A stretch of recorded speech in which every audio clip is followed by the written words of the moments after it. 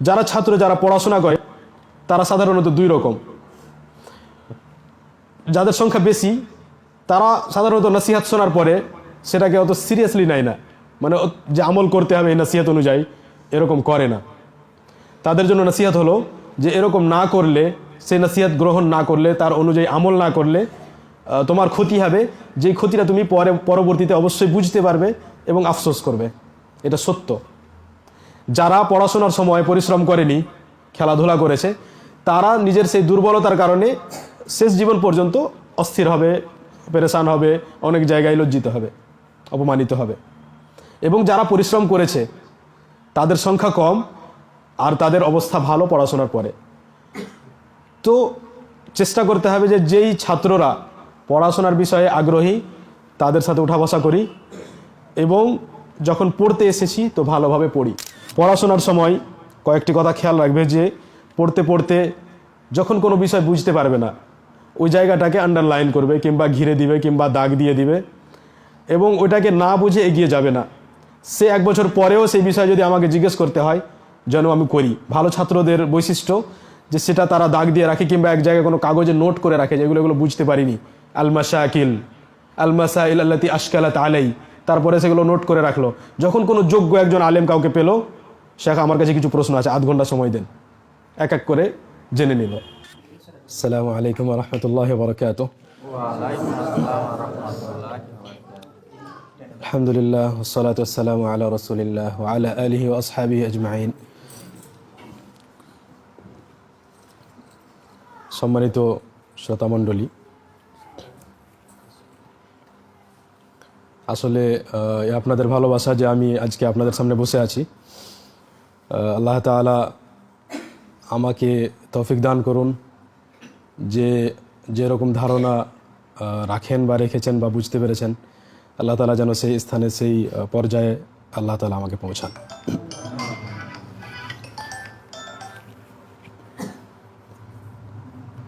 আমরা এখানে প্রায় যতজন আছি বেশিরভাগ কোরআন ও হাদিস এর জ্ঞান অর্জন করার জন্য এসেছি, এবং ছাত্র জীবনে বিশেষ করে মাদ্রাসা জীবনে একজন ছাত্র খুব কষ্ট করে এবং পরিশ্রম করে, এটা সত্য কথা। তারপরে কষ্ট করার পরেও বিভিন্ন রকমের অসুবিধা, অভাব, অনাটন এসবগুলো পেরিয়েও যদি কেউ একজন নিজেকে যোগ্য না করতে পারে তাহলে কিন্তু এটা দুঃখের বিষয় এবং ভালো নয়। কয়েকটি কথা বলবো ছাত্র ভাইদেরকে, যে যেহেতু এই ইলম, কোরআন ও হাদিসের ইলম অর্জন করা ইবাদত, সেই জন্য অত্যন্ত গুরুত্বপূর্ণ বিষয় ইখলাস। এই ইলম যেন একমাত্র আল্লাহ তাআলার জন্য আমরা অর্জন করি, এবং ইখলাসটি আসলে অন্তরের বিষয়, আর সেই জন্য খুব কঠিন। একজন মানুষকে নিজের ব্যাপারে সবসময় ভাবা উচিত যে আমার মধ্যে ইখলাস আছে না নাই, এবং আল্লাহ তাআলার কাছে ইখলাস চাওয়া উচিত যে আল্লাহ তাআলা আমাকে ইখলাস দান করো, আমি যে কথা বলি, আমি যে কাজ করি, সব কিছুতেই তুমি আমাকে ইখলাস দান করো। যখন ইখলাসের সাথে পড়াশোনা করে মানুষের সামনে গিয়ে বসবে, তখন কিন্তু এটা পরোয়া করবে না যে আমি কি বললাম, মানুষ আকর্ষিত হলো না, কারণ যা বলবে আল্লাহ তাআলার জন্য বলবে। এ হলো ইখলাসের ফায়দা এবং ইখলাসের লাভ। মনের ভিতরে সব সময় শান্তি থাকবে, কারণ সে পরোয়াই করবে না যে কে আমাকে ভালো বলল আর কে আমাকে পছন্দ করলো না। ইখলাসের সাথে আল্লাহ সুবহানাহু ওয়া তাআলার ভয়, তাকওয়া, এবং সর্বমুহূর্তে আল্লাহ তাআলাকে স্মরণ করা, স্মরণে রাখা, যাকে আরবি পরিভাষায় মুরাকাবা বলা হয়। আল্লাহ সুবহানাহু ওয়া তাআলা সর্বক্ষণ আমাদের কথা শোনেন, আমাদেরকে দেখেন, এই কথাকে সবসময় মাথার মধ্যে রাখতে হবে, যাতে সেই অনুযায়ী আমাদের আমল হয়। কোনো সময় ভুল হয়ে গেলে যাতে সাথে সাথে স্মরণ করি। আল্লাহ তাআলা মুমিনদের ব্যাপারে বলেন, ইন্নাল্লাযীনা ইত্তাকাউ ইযা মাসসাহুম তাইফুম মিনাশ শাইতান তাযাক্কারু ফাইযা হুম মুবসিরুন।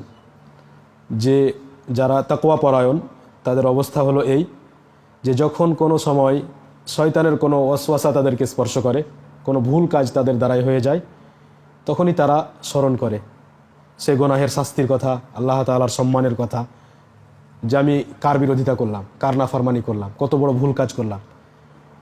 এবং ফাইদা হুম মুবসিরুন, তারপরে তারা সব কিছু বুঝতে পারে এবং আল্লাহ তাআলার দিকে ফিরে যায়, তওবা করে ক্ষমা চায়। আমাদেরকে যে কয়েকটি বিষয়ে সব থেকে বেশি গুরুত্ব দিতে হবে তার মধ্যে এক নম্বর হলো কোরআনে কারীম। সাধারণত কোরআনের বিষয়ে আমাদের মধ্যে তাসাহুল, শিথিলতা পাওয়া যায়। আমাদের সম্পর্ক কোরআনের সাথে দুর্বল। যদি হাফেজদের ব্যাপারে জানতে চান তো অনেক হাফেজ এমন পাবেন যারা দিনে এক পারা কোরআন পড়ে, দিনে মাত্র এক পারা কোরআন পড়ে। আর এমনও আছে যারা এক পারাও পড়ে না একদিনে। অথচ একজন হাফেজের উচিত যে দিনে কমপক্ষে 3 পারা পড়বে, 2 পারা 3 পারা কমপক্ষে পড়বে। কোরআনের সাথে একজন মানুষের সম্পর্ক যত গভীর হবে আল্লাহ তাআলা তাকে তত সম্মান দান করবেন। উসমান বিন আফফান রাদিয়াল্লাহু আনহু নবী সাল্লাল্লাহু আলাইহি ওয়াসাল্লামের প্রিয় সাহাবী, 3য় খলিফায়ে রাশিদ। তার মধ্যে কি এমন বৈশিষ্ট্য ছিল যে আল্লাহ সুবহানাহু ওয়া তাআলা তার দ্বারা এত বড় খেদমত করালেন? সেই খেদমত হলো কোরআনে কারীম একত্রিত করা। পুরো বিশ্বের মানুষ কিয়ামত পর্যন্ত কোরআনে কারীম তেলাওয়াত করবে এবং সবার উপরে অবদান উসমান বিন আফফান রাদিয়াল্লাহু আনহুর। তিনি সর্বপ্রথম কোরআন একত্রিত করিয়েছিলেন। আপনি দেখবেন নিজের জীবনে যে যেই বিষয়টিকে আপনি বেশি ভালোবাসেন সেই বিষয়েই আল্লাহ সুবহানাহু ওয়া তাআলা আপনার দ্বারাই খেদমত নেবেন। এবং আল্লাহ সুবহানাহু ওয়া তাআলা সূরা তাহা শুরুতে বলেন, তাহা মা আনজালনা আলাইকাল কোরআনা লিতাশকা। হে নবী সাল্লাল্লাহু আলাইহি ওয়াসাল্লাম, আমি এই কোরআনে কারীম আপনার প্রতি নাজিল করিনি এজন্য যাতে আপনি হতভাগা হয়ে যান। এর বিপরীত অর্থ হলো যে আমি কোরআন এই জন্য নাজিল করেছি যাতে আপনি সৌভাগ্যবান হন। তার মানে হলো যার সম্পর্ক কোরআনের সাথে থাকবে সে সৌভাগ্যবান হবে। কোরআনের সাথে সম্পর্ক সর্বপ্রথম তেলাওয়াত করা, হিফজ করা এবং বোঝার চেষ্টা করা, সেই অনুযায়ী আমল করা, সেই কোরআনের চরিত্র আমাদের মধ্যে থাকা। নবী সাল্লাল্লাহু আলাইহি ওয়াসাল্লাম বলেন, ইন্নাল্লাহা ইয়ারফাউ বিহাযাল কিতাবি আকওয়ামা ওয়া ইয়াদাউ বিহি আখারিন। কিছু মানুষ কি আল্লাহ সুবহানাহু ওয়া তাআলা কোরআনের মাধ্যমে সম্মানিত করেন, আর কিছু মানুষ অপমানিত হয় কোরআনের কারণেই, অর্থাৎ কোরআন থেকে দূরে যাওয়ার কারণে, বা কোরআনের বিরোধিতা করার কারণে, বা কোরআনকে মিথ্যা মনে করার কারণে। তারপরে কোরআনের পরে দ্বিতীয় কথা আরবি ভাষা। কারণ আমরা সবাই কোরআন ও হাদিসের ছাত্র, তো আমাদের জন্য মেরুদণ্ডের মতো কাজ করে আরবি ভাষা এই পড়াশোনার এই লাইনে, কোরআন হাদিসের এই লাইনে। যে আলেম ওলামা আরবি ভাষায় যত মজবুত তাদের ইলম ততই মজবুত, এটা সত্য কথা। এবং এই কথা পূর্বের আলেমরাও বলেছেন, এবং এই কথা আলেমদের কথা পড়লে, তাদের বই পড়লে বুঝতে পারবেন। কারণ কোরআন ও হাদিসের বিষয়ে যেসব আলোচনা বিস্তারিতভাবে যে কিতাবগুলিতে আছে, প্রায় কিতাবগুলি আরবি ভাষাতে লেখা আছে। তো কোনো মানুষ যদি বিস্তারিত কোনো বিষয় জানতে চায় তো তাকে আরবি ভাষাতে দক্ষ হতে হবে এবং ভালোভাবে আরবি বুঝতে হবে। আরবি বোঝা অনেক প্রকারের আছে।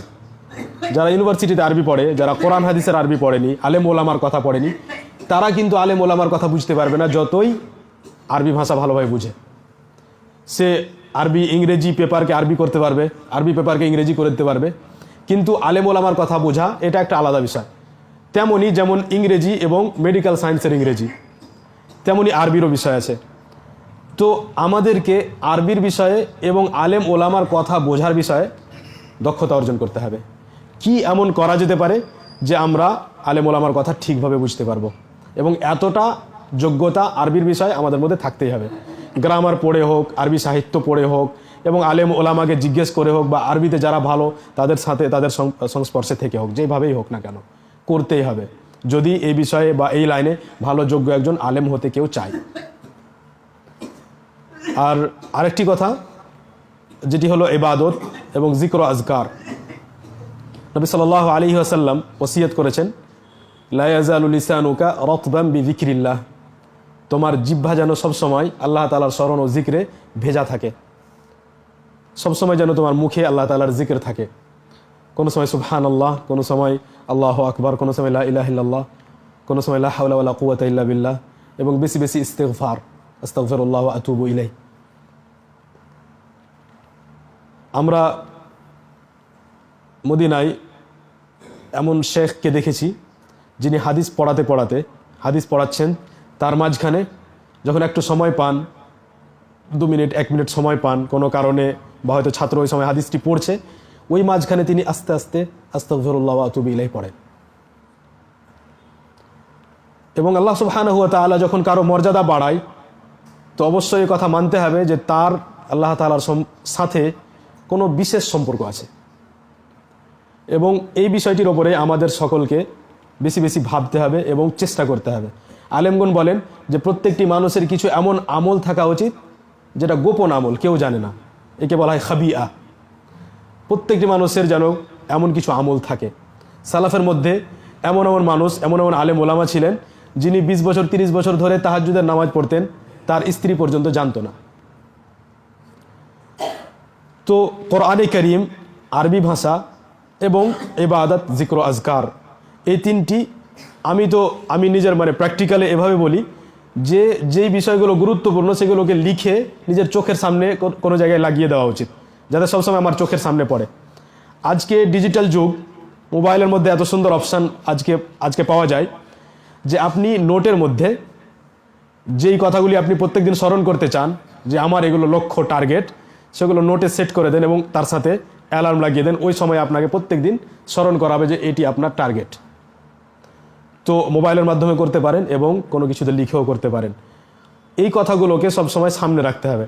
তারপরে আরও যত রকমের অভিজ্ঞতা অর্জন করার আছে, যার কোনো শেষ নেই, সেগুলো করতে থাকুন।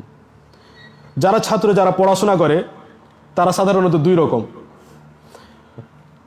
যাদের সংখ্যা বেশি তারা সাধারণত নসিহত শোনার পরে সেটাকে অত সিরিয়াসলি নেয় না, যে আমল করতে হবে এই নসিহত অনুযায়ী, এরকম করে না। তাদের জন্য নসিহত হলো যে এরকম না করলে, সেই নসিহত গ্রহণ না করলে, তার অনুযায়ী আমল না করলে তোমার ক্ষতি হবে, যেই ক্ষতিটা তুমি পরবর্তীতে অবশ্যই বুঝতে পারবে এবং আফসোস করবে। এটা সত্য। যারা পড়াশোনার সময় পরিশ্রম করেনি, খেলাধুলা করেছে, তারা নিজের সেই দুর্বলতার কারণে শেষ জীবন পর্যন্ত অস্থির হবে, পেরেশান হবে, অনেক জায়গায় লজ্জিত হবে, অপমানিত হবে। এবং যারা পরিশ্রম করেছে তাদের সংখ্যা কম, আর তাদের অবস্থা ভালো পড়াশোনার পরে। তো চেষ্টা করতে হবে যে যেই ছাত্ররা পড়াশোনার বিষয়ে আগ্রহী তাদের সাথে উঠা বসা করি, এবং যখন পড়তে এসেছি তো ভালোভাবে পড়ি। যেহেতু পড়তে এসেছি, এখানে যেহেতু চলে এসেছি মাদ্রাসায়, তো পড়ি ভালোভাবে। একজন ছাত্র মাদ্রাসায় পড়তেও এসেছে এবং পড়ছে না, এটা কেমন কথা হলো? এটা তো জ্ঞানী মানুষের কথা হলো না। হয় পড়তে আসতে হবে না, আর আসতে হলে ভালোভাবে পড়তে হবে। যেটাই কাজ করবে ভালোভাবে করতে হবে। আমি পড়তে চাইছি না, ঠিক আছে, পড়া ছেড়ে দিয়ে আমি কাজ করলাম, সেটাকে ভালোভাবে করলাম এবং আল্লাহ তাআলার ইবাদত করলাম, আর সেই বিষয়ে আমি উন্নতি করলাম। কিন্তু একজন পড়াশোনা করার জন্য এসেছে, বাবা মার আশা এবং আকাঙ্ক্ষা, এবং তারা ভাবছে যে আমার ছেলে ভালোভাবে পড়াশোনা করছে, আর এদিকে আমি করছি না, এটা কোনো মতেই ঠিক নয়। এই কাজটি যদি আমার ছেলে করে তো আমি পছন্দ করব না, তাহলে আমি নিজের বাবা মার সাথে এরকম কেন করব? সেই জন্য এই কথাগুলি স্মরণে রাখবে সবসময়। আল্লাহ তাআলা যেন আমাদের সকলকে তৌফিক দান করেন। পড়াশোনার সময় কয়েকটি কথা খেয়াল রাখবে যে পড়তে পড়তে যখন কোনো বিষয় বুঝতে পারবে না, ওই জায়গাটাকে আন্ডারলাইন করবে, কিংবা ঘিরে দিবে, কিংবা দাগ দিয়ে দিবে, এবং ওইটাকে না বুঝে এগিয়ে যাবে না। সে 1 বছর পরেও সেই বিষয়ে যদি আমাকে জিজ্ঞেস করতে হয়, যেন আমি করি। ভালো ছাত্রদের বৈশিষ্ট্য যে সেটা তারা দাগ দিয়ে রাখে, কিংবা এক জায়গায় কোনো কাগজে নোট করে রাখে, যেগুলো বুঝতে পারিনি। আল মাসাইল আল্লাতি আশকালাত আলাই, তারপরে সেগুলো নোট করে রাখলো।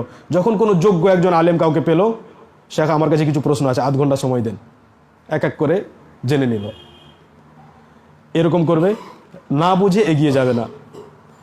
দ্বিতীয়, যদি নিজস্ব কিতাব হয়, আমরা সাধারণত খাতাতে নোট করি। যদি নিজস্ব কিতাব হয় তো যে কথাগুলো শিক্ষক বলবেন, যে কথাটি কিতাবের মধ্যে নেই, শিক্ষক বলেছেন কোনো গুরুত্বপূর্ণ কথা, কোনো শব্দের বিশ্লেষণ কিংবা কোনো আলেমের কথা, কোনো গুরুত্বপূর্ণ কথা, সেটাকে কিতাবের সাইডে নোট করবে। এই কিতাবটি থাকবে এবং সেই কিতাবের নোট তোমার সাথে বাকি থাকবে। আমরা সাধারণত যখন ইন্ডিয়ায় পড়াশোনা করতাম তখন আমাদেরকে বলা হতো কিতাবে লিখতে হয় না, কিন্তু আমাদের সৌদি আলেমরা শিখালেন যে কিতাবেই লিখতে হয়। যেগুলি কিতাবে লেখা হয়েছে সেগুলি আজ পর্যন্ত বাকি আছে। আর সেই জন্যই দেখবে যে কিতাবের মধ্যে হাসিয়া লেখা হতো পুরাতন কিতাবগুলোতে চারিদিকে।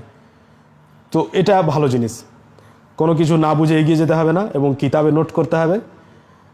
আর সবসময় চেষ্টা করতে হবে ভালোভাবে সব কিছুকে বোঝা, আর বিশেষভাবে কয়েকটা বিষয়ের উপরে গুরুত্ব দিতে হবে। আরবি ভাষা, কোরআন, হাদিস, ফিকহ, আকীদা, এই কয়েকটি সাবজেক্ট খুবই গুরুত্বপূর্ণ।